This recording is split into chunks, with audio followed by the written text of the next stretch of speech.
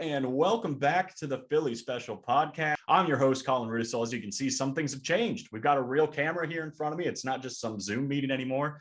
Got a side camera here for Colin's corner. We've got this background, and I'm alone. So a lot of things are a little bit different, but in a lot of ways, it's still the same. This is the podcast for Eagles fans, by an Eagles fan. And we're going to talk all things Eagles today. It's going to be a good episode. I think we've got, a great game that we get to cover. I'm actually going to say some positive things about Philadelphia. So that's nice.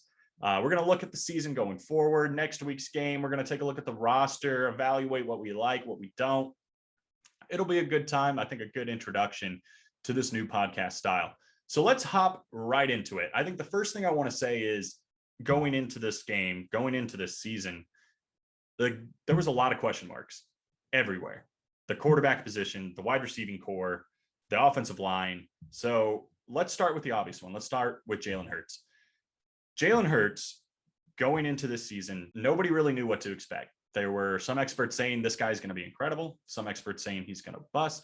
Where's he going to fall? Is it somewhere in between? My initial analysis, and I still think it's where I'm at, is there's going to be some growing pains. I don't think there's going to be a sophomore slump. I think overall Jalen Hurts is going to be a pretty good quarterback this season, but he's going to have his ups and downs, as is the whole team. But I'll tell you what, through one game, you go look at that Atlanta game, we saw flashes of something special. This wasn't just a guy going through the motions. This was a guy completely picking apart a defense, executing a game plan to perfection. He hit all of his passes for the most part, a little lackadaisical in the second half, but really overall pretty well. And a big improvement. I think the improvement I saw from this game, from his entire season last year, was he was able to get out of the pocket and make the right decision, throw a pass downfield and hit a guy or take off running. Last year, it seems like he was a little bit panicked. Every time he'd get pressured, he'd throw the ball away.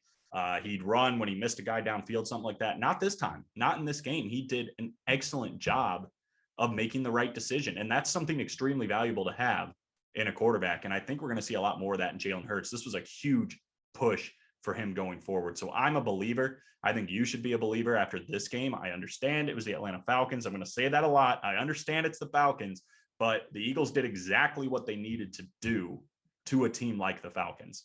It was domination. It wasn't a close game. It wasn't a shootout. There weren't a lot of mistakes, penalties excluded. It was really a great game.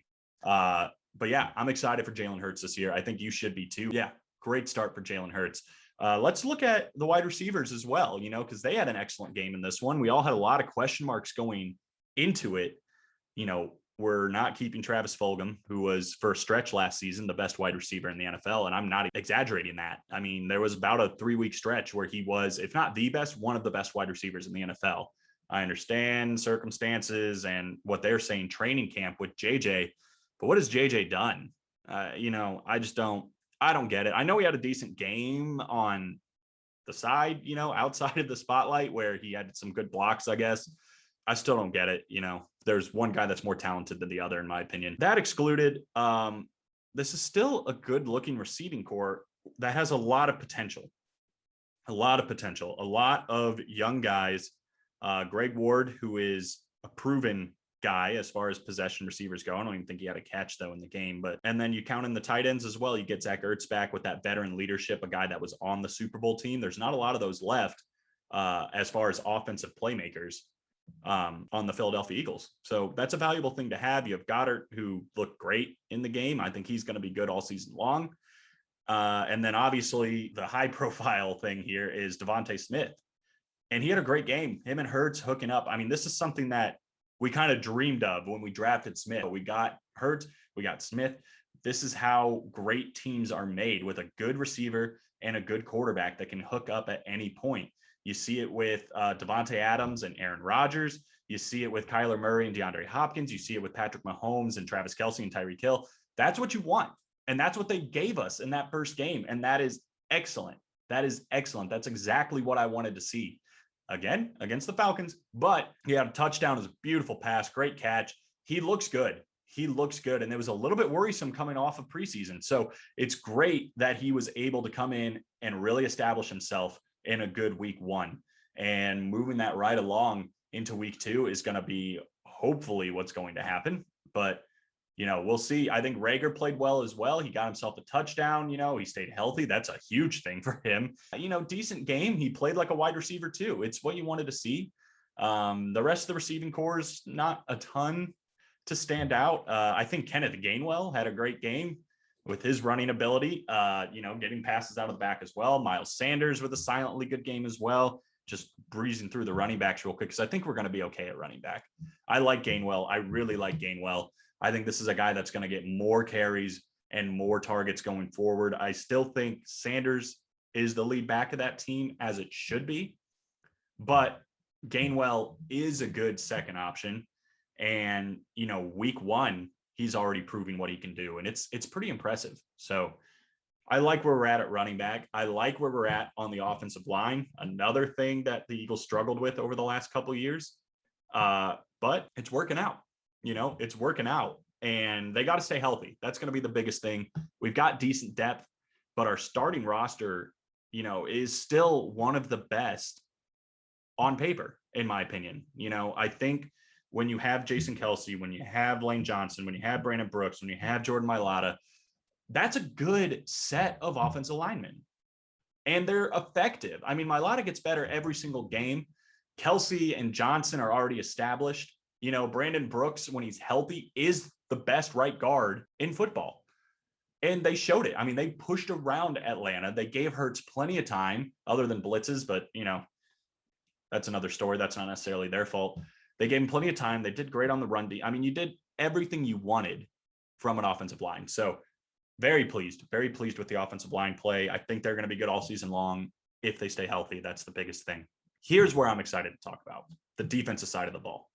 Okay. I said this earlier on in the Lost podcast. I've said it online. The Eagles are going to live and die on defense. I truly believe that. Their offense, I think, is going to figure itself out. They're going to be a little roller coaster. The defense is where games are going to be settled.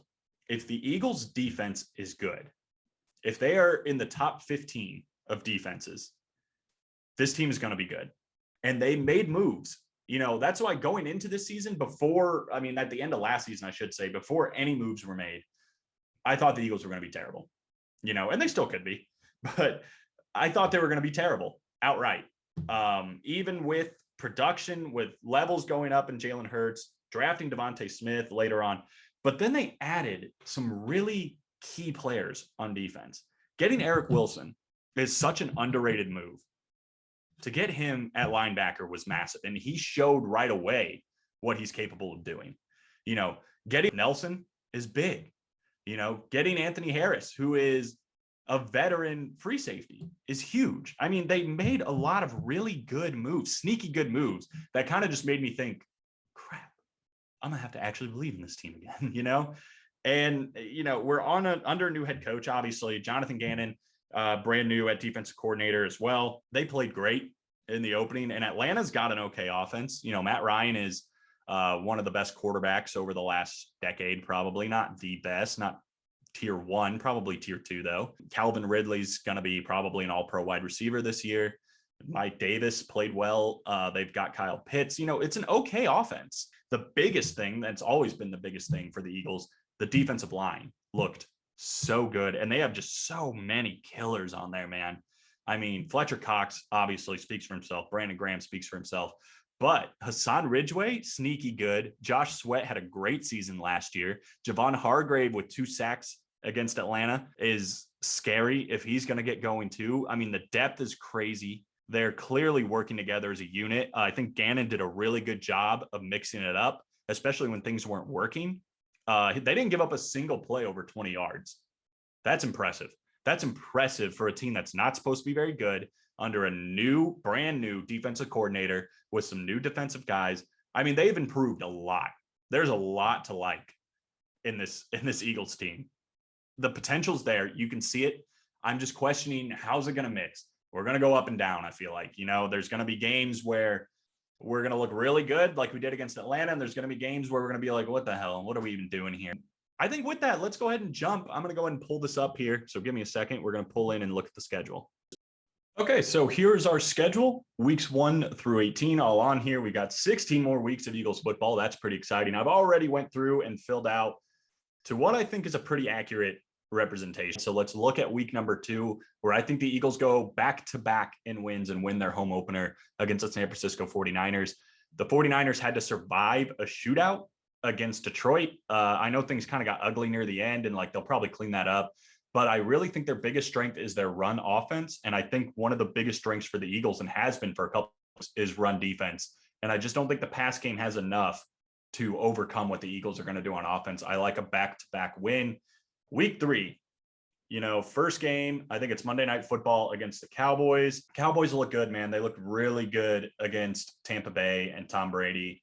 It was a shootout. They're going to struggle on defense all year long. That's going to be their downfall, but I just think their offense is so good that they'll probably get into another shootout with the Eagles. We usually split with these guys, so I'm going to go ahead and give it to them on the road in Dallas, followed by another tough game in Kansas City coming to town. You got Pat Mahomes. It's just such a strong offense. It's a lot of similar problems to what we were going to have with Dallas the week prior, but now add in the fact that you have an actual strong defense. So I think we're going to split, and I think we're going to have to overcome some adversity after that. Going with Carolina, hopefully we're going to get some of that back, and Carolina's not a very good team. They looked okay against the Jets, but it was the Jets and they just looked okay. I think they're still kind of middle of the road, middle bottom as far as team goes. This is a game that we could let slip and go 3 in a row, and hopefully we don't, because that's going to really define the season. If you look kind of at the rest of what I've got going on, I like a W though. I think the Eagles get it done. Then Tom Brady and the reigning Super Bowl champs come into town for a Thursday night football game. 4 days rest, nighttime Thursday. It's going to be really tough. We just saw what Tom Brady's able to do on Thursday night. Not sure what Philadelphia is going to be able to do. I don't like the Eagles in this one. And as a matter of fact, I think so much it might affect them in the next game. I've got us losing to Las Vegas as well. This is a game that can go either way. Vegas is a tough place to play. We're kind of already figuring that out. And they took Baltimore all the way into overtime in their first week. We're obviously going to have a better picture over the next month of what the Raiders are actually going to look like. But I think they're decent. I think they're a decent team, and I think it's going to be a tough win. I think it should be a good game, hard fought, maybe even come down to overtime or a last second play. But I'm going to go ahead and give the edge to the Raiders. Now, again, we've got 2 losses in a row to avoid that dreaded third and make it a losing streak. I think we beat Detroit. Detroit is going to be one of the worst teams in football this year. They kind of already showed how bad they are against San Fran, even though they had a lot of good stuff. I think their pass game is actually going to be decent, and that would be where they would beat Philadelphia, but I just don't think it's enough to overcome our offense. I like us taking Detroit and winning that one, hopefully pretty handedly. Then I like us turning around and losing at home against Los Angeles. Tough game, man. It's just a tough game. Justin Herbert, Keenan Allen, that defense.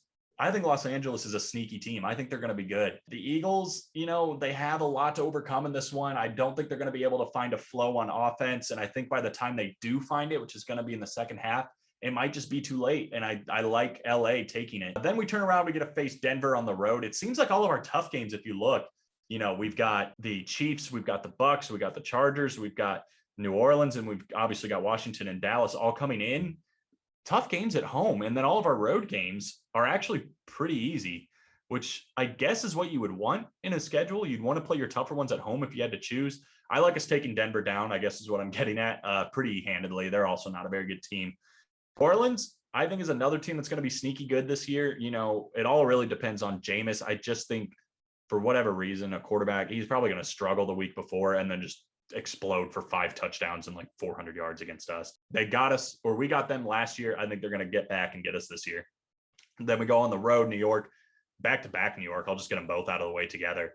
Both New York teams are going to be bottom tier. I think they're both bad. The Giants always find a way to make a great game against the Eagles, but we always usually end up on top. I don't think that's going to change. As a matter of fact, I have us beating them twice, week 12 and week 16, both on the road and at home. The Jets, how good is Zach Wilson going to be at this point? That's really the question. Again, I think the pass game's the only way they're going to get past Philadelphia, but I don't think their defense is good enough to hold on to what the Eagles are doing. I like them winning, and this is a nice little streak. They put together 2 wins.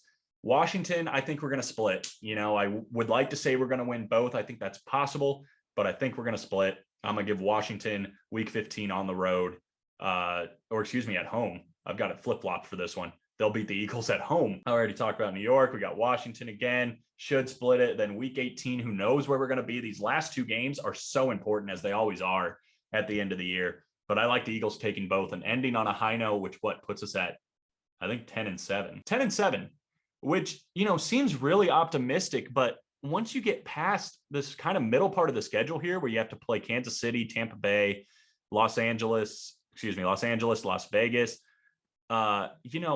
it gets easier because we get to play the division and the Jets. In my opinion, from here to here, these are all winnable games. From New York, Washington twice, or New York twice, the Jets, Washington twice, and Dallas at home. I mean, they could go 6-0 in that stretch. I really believe that. You throw in Denver and Detroit, there's 2 more wins. Carolina should be another one. I mean, this should be a 9-win season based on what we did to Atlanta, who is not the worst team that we're playing, as you can see. I like 10-7 for the Eagles this year and a playoff appearance. Why not? We're all done with that. I say let's get back to the main cam over here.